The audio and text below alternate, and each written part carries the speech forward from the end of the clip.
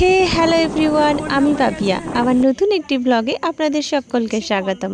আশা করি সবাই খুব ভালো আছেন, সুস্থ আছেন, আর আমিও খুব ভালো আছি।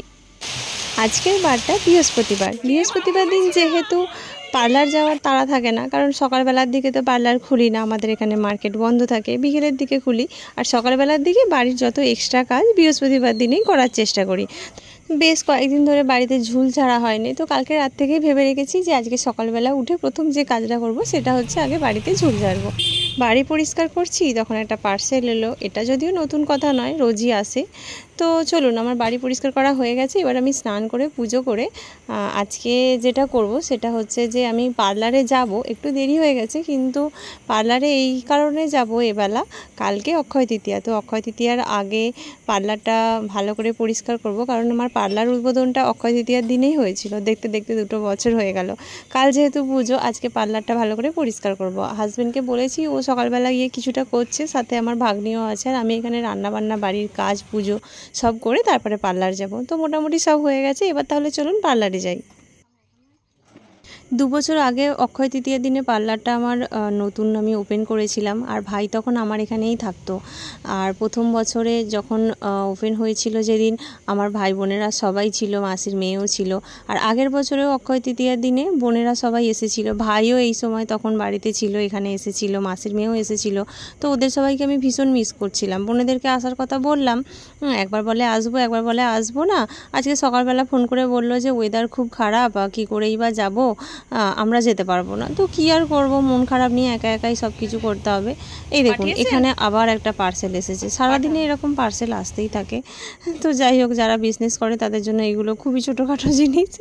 তো এইখানে ভাগ্নি কিছুটা করে দিয়ে গেছে, হাজব্যান্ডও কিছুটা করেছে, কিন্তু আমার জিনিস আমি যতটা ভালোভাবে পারবো ততটা তো হয়তো কেউ পারবে না। তো যতটুকু বাকি ছিল আমি করে, এবার আকাশের অবস্থা খুব খারাপ, দুপুরবেলা হয়েও গেছে, খাবার টাইম হয়ে গেছে, বাড়ি চলে এলাম। ভাগ্যেই চলে এসেছিলাম, দেখুন খালি বৃষ্টি হচ্ছে করে। পার্লার পরিষ্কার তো পুরোটা করেই এসেছি, তো এত বৃষ্টি হচ্ছে দেখে বিকেলে আর পার্লারে আসবো নাই ভেবেছিলাম। কিন্তু পাশের বাড়ির ভাগ্নি আর ওর বন্ধু, ওদের কালকে নাচের প্রোগ্রাম আছে, তো আইব্রো ওদেরকে করে দিতেই হবে। তো এরকম এতে বৃষ্টিতে ভিজতে ভিজতেই এলাম এদের জন্য। এই যে একজন আগে থেকে এসে হাজির।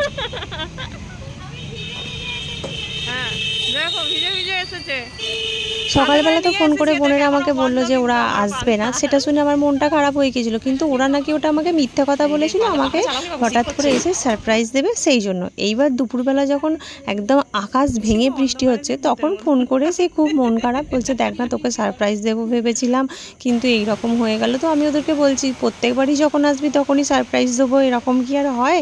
তোমরা যেমন বেশি পাকা। আগের বছর আমার জন্মদিনের সময়তেও সেই কত কাণ্ড করে ওরা এরকম আকাশ ভাঙা বৃষ্টি মাথায় করে এসেছিল আমাকে সারপ্রাইজ দেওয়ার জন্য। এই কিছুদিন আগেও আমার ছোটো বোন মা হঠাৎ করে চলে এসেছে আমাকে সারপ্রাইজ দেওয়ার জন্য। আমি ওদেরকে ওটাই বলছি যে বারবার তো আর হবে না এরকম। আর এখানে দেখুন, এত বৃষ্টি হচ্ছে, ভেবেছিলাম এদের দুজনের আইব্রোটা করে দিয়ে বাড়ি চলে যাব, কিন্তু এই বৃষ্টিতে আর কি করে যাব। এখানে পার্লারে বসে আছি, আর ওদের যেহেতু কালকে নাচের প্রোগ্রাম আছে, ওরা এখানে বসে বসেই নাচ করছে। তো আমার হাজব্যান্ডকে বললাম যে এরা তো এখানে নাচ করছে আর বাইরে বৃষ্টিও হচ্ছে, বৃষ্টি ওয়েদারে চা, চিপস এগুলো হলে বেশ ভালোই হয়। তো আমার তো এই বৃষ্টি ওয়েদারে চা খেতে ভীষণ ভালো লাগে। আমার জন্য চা বিস্কিট আনতে বললাম, ওদের দুজনের জন্য 2 চিপসের প্যাকেট। আর আমার হাজব্যান্ড একবার বাজারে গিয়েছিল আর ও ভিজে গেছে। ও আমাকে বললো যে আমি বাড়ি যাচ্ছি, তোমরা তাহলে বসো, আমি পরে এসে তাহলে বৃষ্টিটা থামুক তারপর নিয়ে যাব। তো এখানে ততক্ষণে বৃষ্টি থেমে গেছে। আমরা ভাবলাম শাটারটা আমরাই নামিয়ে পার্লারটা বন্ধ করে বাড়ি যাই। এইবার সেই শাটার বন্ধ করা তো নয়, যেন আমরা যুদ্ধ শুরু করেছি ওটা নিয়ে।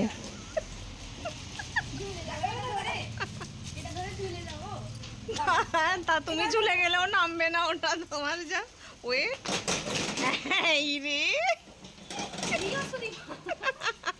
আর এখানে এখন সেইভাবে কেউ নেই, আমরাই 3 জন রয়েছি। আর এই দোকানের শাটার তোলা বন্ধ করা এগুলো তো আমার হাজব্যান্ডই করে, এসব করি না। তো সেইভাবে জানিও না। আর এই শাটার বন্ধ করা নিয়ে আমরা রীতিমতো মানে হিমশিম খেয়ে গেছি 3 জনে। একদিকের লকটা তো খুব সহজে টেনে দিয়ে দিলাম, কিন্তু এই দিকেরটা কিছুতেই পারছিলাম না। একবার আমি, একবার সুদীপা, একবার শ্রেয়া। এই যে আমি তো পারলাম না, সুদীপা বললো আমাকে দাও দেখি। সুদীপাও বেশ কিছুক্ষণ ধরে রগড়ে রগড়ে তারপরে ও এবার শ্রেয়াকে ডাকছে যে এবার তুই আয়।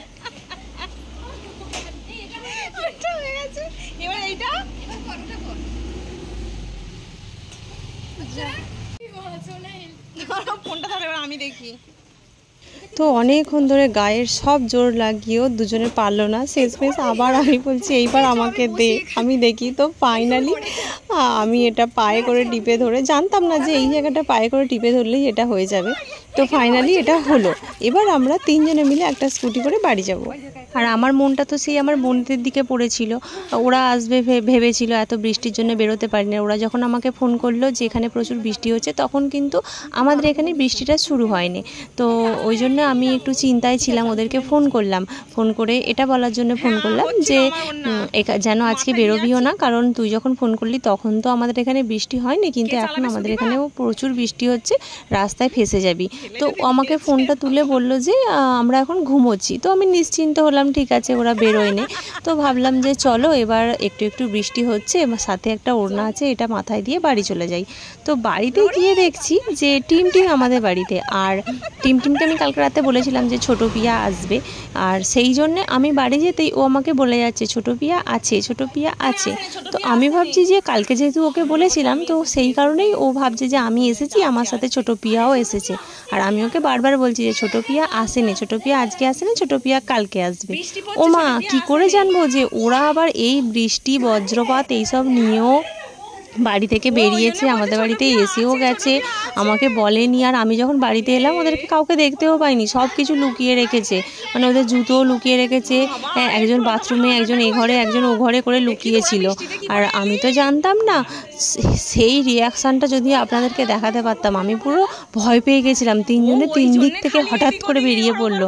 আর আমি তখন এত জোরে চিৎকার করে উঠেছি, মানে আমার তো পুরো ভাবনারই বাইরে ছিল যে ওরা আবার আসতেও পারে। কারণ আমি যখন বোনকে ফোন করলাম, এমন নাটক করে বললো আমি ঘুমোচ্ছি।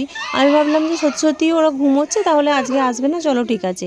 আর বাড়িতে এসে টিম আমাকে বলতে চাইছে ওটা যে ছোটো পিয়া আছে, ছোটো পিয়া আছে, মানে আমার ছোটো বোনকে আর কি ও ছোটো পিয়া বলে, আমাকে পিয়া আর ওকে ছোটো পিয়া। তো আমাকে বলছে ছোটো পিয়া আছে। আমি ভেবেছি কালকে তো ও শুনেছিল যে ছোটো পিয়া আসবে, তো সেই কারণেই ও আমাকে বলতে চাইছে যে ছোটো পিয়া আছে। আর আমি ওকে ওটা বোঝাতে চাইছিলাম যে ছোটো পিয়া আজকে আসেনি, কালকে আসবে। তো আমি কি করে জানবো যে ওরা আবার এখানে এত কাণ্ড করেছে। আর টিম যখন এত কিছু দেখেছে, ওর আনন্দ দেখুন এইখানে। সবাই তো মানে বলতে পারছে, আর ও তো সেইভাবে বলতে পারছে না, ও কিন্তু সব কিছু বোঝাতে চাইছে যে ব্যাপারটা এখানে কি হলো। আর আমার হাজব্যান্ডকে ওরা ফোন করে বলেছে, আমার হাজব্যান্ড আমাকে যখন বললো যে আমি ভিজে গেছি, জামা প্যান্ট চেঞ্জ করার জন্য বাড়িতে যাচ্ছি, ওটা মানে ওর বাহানা ছিল, ও ওই কারণেই এসেছে, ওরা বাড়িতে এসেছে বলে। এবার আমি যখন পার্লার থেকে বেরিয়েছি, আমি আর ওকে ফোন করিনি, হঠাৎ করেই চলে এসেছি। বাড়িতে টিমের গলার আওয়াজ শুনে আমি বাইরে থেকে টিমকে ডাকতে ডাকতে ঢুকছি। আর ওরা তখন এখানেই ছিল। আমার গলার আওয়াজ শুনে তিনজনে তিন দিকে চলে গেছে, একজন বাথরুমে, একজন ঘরে, আর একজন আরেকটা ঘরে। আর আমি যেতেই হঠাৎ করে ওরা তিনজনে তিন দিক থেকে বেরিয়ে পড়েছে।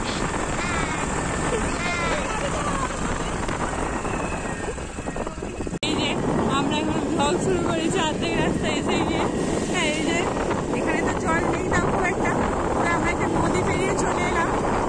তখন ভিডিওটা করা হয়নি, ভুলে গেছি আসলে আমাদের তো দাঁড়িয়ে আছে। ঠিক আছে, চলুন যাওয়া যাক, এবার দেখি পাঁচটা ট্রেন হয় কিনা। আর এখানে দেখুন ওরা মানে কীরকম অবস্থার মধ্যে দিয়ে এসেছে আমার বাড়িতে। রাস্তাঘাটে কি অবস্থা, কি পরিমাণে বৃষ্টি হয়েছে, তবে গিয়ে রাস্তায় এত জল জমেছে। তারপরে ওরা আবার এইসব ভিডিও করেছে এইগুলো আমাকে দেওয়ার জন্য, যাতে আমি আমার ব্লগেতে এগুলো দেখাতে পারি।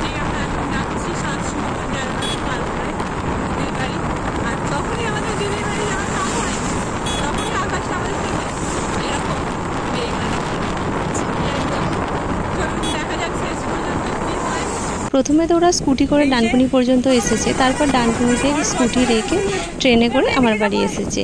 মানে এই রকম ওয়েদার, ঝড় বৃষ্টি বজ্রপাত এইসব কিছুর পরেও আমাকে সারপ্রাইজ দেওয়ার জন্য ওদের এত কিছু করতে ইচ্ছা করেছে। আর এগুলোতেই নিজেকে অনেকটা বেশি লাকি মনে হয়। আসলেই তো তাই নয় কি বলুন? তো চলুন আজকের ব্লগটা আমি এখানেই শেষ করছি। আমার ব্লগ যদি আপনাদের ভালো লেগে থাকে তাহলে অবশ্যই লাইক, কমেন্ট, সাবস্ক্রাইব করবেন। আর ভিডিওটা যদি আমার ফেসবুক পেজে দেখে থাকেন তাহলে অবশ্যই পেজটা ফলো করে আমার পাশে থাকবেন। দেখা হবে আবার অন্য কোনো একটা ব্লগে। ততক্ষণের জন্য টাটা, সবাই খুব ভালো থাকবেন, সুস্থ থাকবেন।